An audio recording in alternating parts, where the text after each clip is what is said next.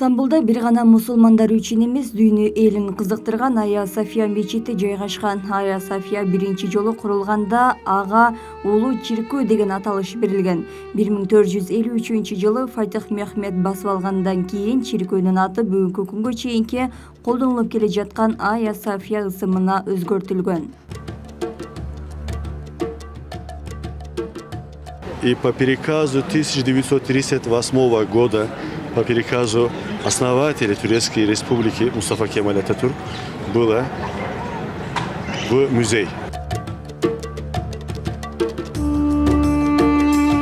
Имараттын аты кайдан келгендиги тууралуу пикирлер көп кездешет. София аттуу Олуя аялдан келип чыккан деген бир версиясы дагы бар.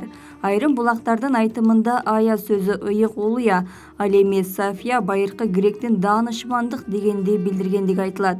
Жалпы түшүнүгү акылмандык деп айтылып жүрөт. Бул жайга агылып келген туристтер көп, анткени мечитте ар түрдүү диндеги инсандардын кирүүсүнө мүмкүнчүлүк бар. Мечиттер менен таанышып атабыз. Аркылыбызга София мечит турат. Муну баягы Византиянын учунда Софияга арнап атайын курулганда. Анан тарыхы өтө чоң. Биз көп нерселерине кызыгып көрүп атабыз. Тиги жашыл мечитти көрдүк. Адагы эң сонун анткени бул Стамбул шаары эки эмеде Азия менен Европаны камтып турбайбы? Кичинекей бөлүгү Европа, чоң бөлүгү бул Азия мамлекетине, жалпы Малайзия деп аталат да, жалпы Малайзияда орун алган өтө өнүккөн мамлекет. Биз мындай аябай кубанып атабыз. Кандай таасир калтырды? Сонун эң сонуна кудалар менен келген, күйөө балдар менен келген, балдар менен келген сонун. Эзеп атабыз жакшы. Тимеле стресси чыгарып атабыз, сонун болуп атат. Чындачы эң сонуну жакшы экен айланайдар. Мына ошого сүйүнүп атабыз биз.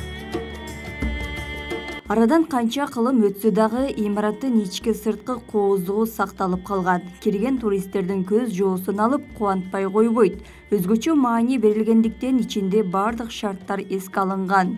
Имарат көтөрүлүш, согуш, табий кырсыктардан улам бир нече ирет талкаланган. Мындан улам Айя София оор учурларды өткөргөн дешет. Айя София мечити 532-жылы башталып, 37-жылы курулуш аяктаган. Бийиктиги 55-65 метр бийиктикте түзөт. 2020-жылга чейин музей катары колдонулуп келсе, 2020-жылдан кийин атайын сунуштун негизинде мечит болуп өзгөртүлгөн. Бул жай бир эле учурда 4000ге чукул адамды батырылат. Пандемиядан кийин бул жайга 1000 кишини гана киргизе башташкан. Фатих Султан Мехмед хан 1453-жылы Константинополду алгандан кийин желекти орнотуп, алгач Айя Софияда азан айткан. Аллах Таалага ыраазычылыгын билдирип, бул жерде 2 рекет намаз окуган. Бул аракет менен султан Айя София эми мечитке айлангандыгын көрсөткөн жана Айя Софиянын алтын доору башталган. Мындан улам мечитке баш баккан ар бир мусулман 2 рекет намаз окууну адатка айландырган.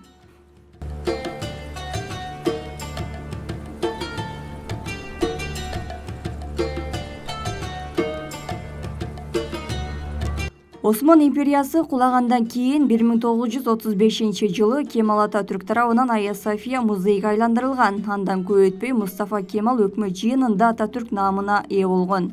Ал эми 2020-жылы Түркия президенти Режеп Тайип Эрдоган Айя Софияга кайрадан мечит статусун алып берген.